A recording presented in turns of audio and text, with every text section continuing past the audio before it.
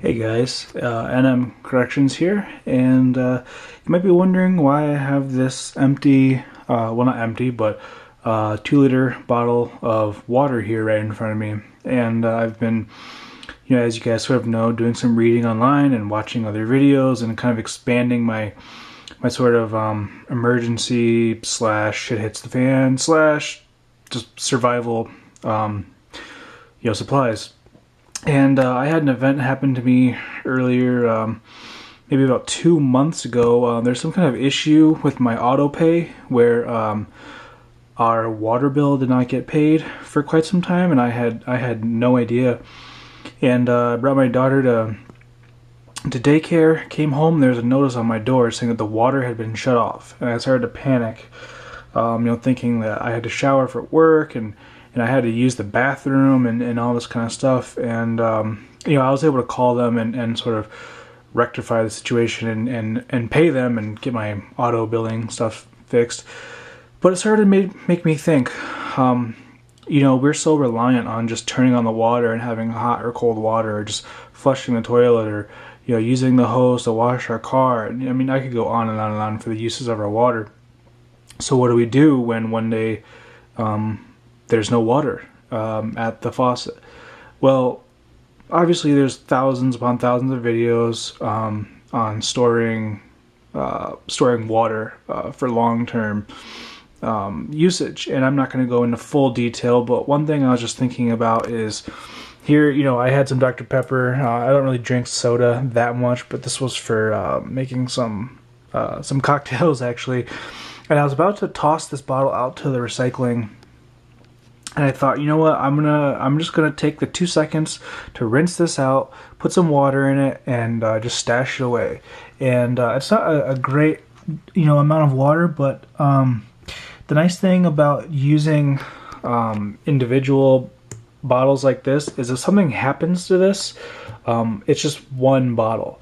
It's obviously easier to transport. You can just, there's a lot of pros and cons to using, say for instance 50-gallon drums of water, or 5-gallon, bottles of water, or even just 2 liters. So I was thinking, if you're the kind of person that drinks a lot of soda or whatever, just take the time, rinse these out real quick, a little bit of, just a tiny little bit of bleach and water. I live in a suburban area, so there's already some chlorine in here. But if you're just going to use this for gray water, just fill it up, stash it away. And so that way, if, say for instance, you do lose water for 24 hours, or you lose electricity for 24 hours, or even just, 6 hours, 8 hours, 10 hours, not even in a survival scenario, you can use the toilet and just take probably one or two of these, and pour it in the toilet and flush it. And so it kind of comes down to, are you going to be the guy that is just totally just caught, blindsided by not having water or power for even something as short as 6 hours? You can take the time to fill up some water. If you have a baby, who's on formula, or just you need to rinse out bottles. I mean, water is life. I don't need to go into detail about all the things we need water for. And you can do the measurements online for how to purify this. Like I said, there's already some chlorine in here because I live in suburbia. But you can find it online, and actually I'll find a website and put it in the description below about how to purify this with regular bleach. Now, one thing that I wanted to touch on briefly is there's probably going to be some people saying, you can't store water in that bottle, that's not food grade.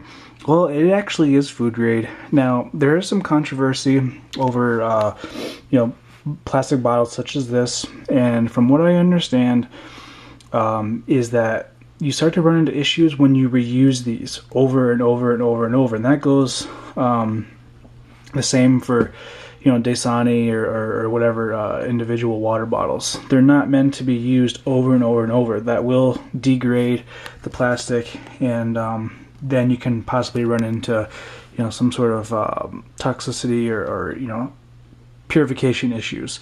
However, like I said, this is going to be gray water, flushing the toilet, boil to do dishes, something like that. So there's really not an issue there. Now, if you're going to just store water in here for 6 months, probably up to a year, you're going to be fine. The way that you can tell whether or not a bottle is food grade is most soda bottles. Now, where is it? Here we go. I missed it on the bottom. Let me move this so you can see. You're going to look for a little triangle, and it's really hard to get this into focus. There, you can kind of see there's a little triangle right there with a number 1 in the center. You always want to see the number 1 and PETE or HDPE. Actually, numbers 1 through 4 I read are safe to use. So there is your proof. Just any bottle you have, just look for the triangle, number 1 through 4, and the letters below, and you'll know that it's food grade and it's safe to be used. So there's a little educational information for you guys.